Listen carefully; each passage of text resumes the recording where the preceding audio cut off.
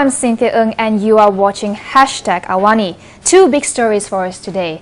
The bomb blast in southern Thailand, little too close to home. And the shocking garbage dumping on the highway of the capital city, Kuala Lumpur. First up, southern Thailand. No Malaysians were reported to be killed or injured in the series of bomb explosions which ripped through the Thai border towns of Danok, Padang Besar and Sadao in southern Thailand on Sunday. The bombs, however, claimed the lives of 2 people and injuring 20 others. Thousands of people, including Malaysians, fled Danok, a popular border town tourist destination, soon after the bomb blast. Initial investigation shows 2 attacks were caused by explosives hidden in motorcycles parked in a few areas. The first took place in front of the Sadao police station, while the second was in its parking space. Bombs also exploded in front of Hotel Oliver and Bangkok Disco in Danok and in front of Tesco Lotus in Sadao. Bombs were also found on a stolen pickup truck outside a police station in Phuket. Thai police say there had also been an attempt to explode a bomb in Phuket. The device was, however, defused by the police.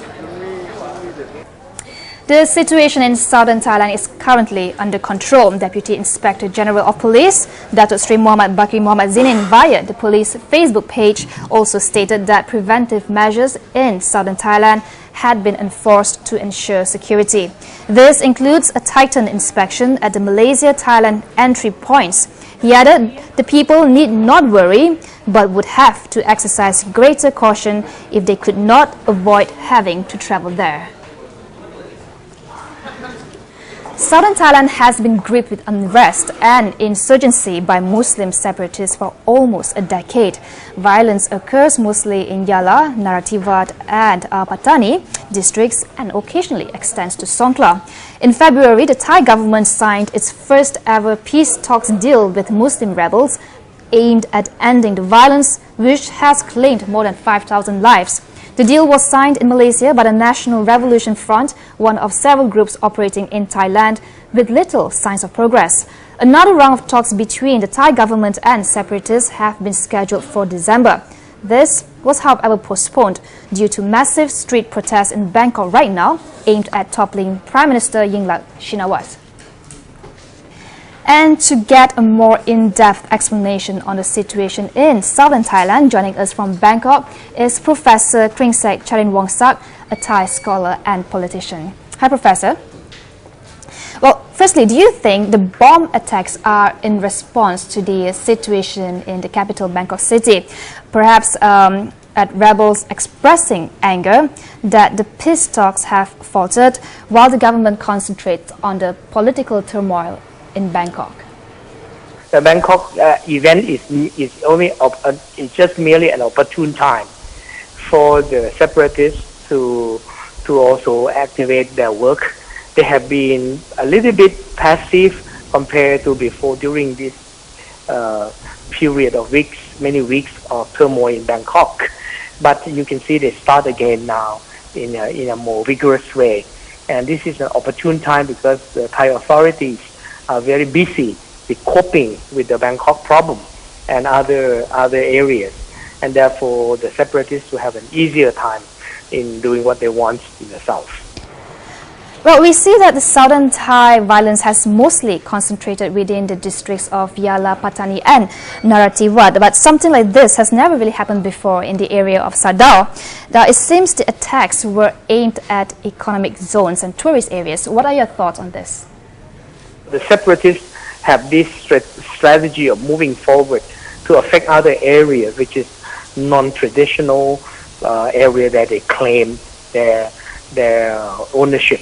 Sadao is a convenient border town between Malaysia and Thailand, and that would really convenience the separatists if the Sadao can become an issue and can also be carved out as part of this separatist plan. And because Sadao is connected and it's affected the tourism and the trade across the border and the linkage between Malaysia and Thailand, therefore by creating havoc in Sadao and other economic zone, it could affect the whole thing effectively for them. In fact, you can see that the separatists trying very hard to claim Sadao as part of the traditional ownership as well, which is a little bit harder to do compared to other four districts of Songkhla province and 3 provinces of Pattani, Narathiwat, and Yala. So I think this is part of the ongoing effort to try to carve in Sadao as part of this whole turmoil area as well. Okay, another round of peace talks have been scheduled for December, but it seems that violence is escalating in southern Thailand. Do you see there is a genuine want for peace among the rebels or the separatists in southern Thailand? I do not see that the situation in Mindanao, in Philippines and southern Thailand is totally the same. It's a lot of similarity, but a lot also not similar, and therefore I do not see that peace can come through when both sides are unwilling to set the same goal. Because peace is not the issue that they want. The real issue is to have their own separate state, and peace is just byproduct. If it can happen, it's great. If peace is the real aim, then we need to find ways that it's amicable solution for every party involved, which is I'm not seeing. Okay, Professor, how do you see Malaysia's role? Because Malaysia has been chosen as the mediator for this almost a decade-long conflict. If you look at Malaysia's past experience in dealing with the Bangsamoro and the Philippines government in southern Philippines, do you see what are the similarities and differences? And do you see there could actually be an actual peace process framework to solve this crisis? I do not see that the situation in Mindanao, in Philippines and southern Thailand is totally the same. It's a lot of similarity, but a lot also not similar, and therefore I do not see that peace can come through when both sides are unwilling to set the same goal. Because peace is not the issue that they want.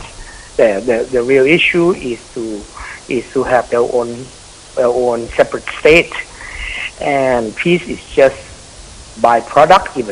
If it can happen, it's great. If peace is the real aim, then we need to find ways that it's amicable. Thank you, Professor, for joining us. We're going off for a short break now. When we return, garbage is strewn all over the highway. What's up with us Malaysians? Stay tuned.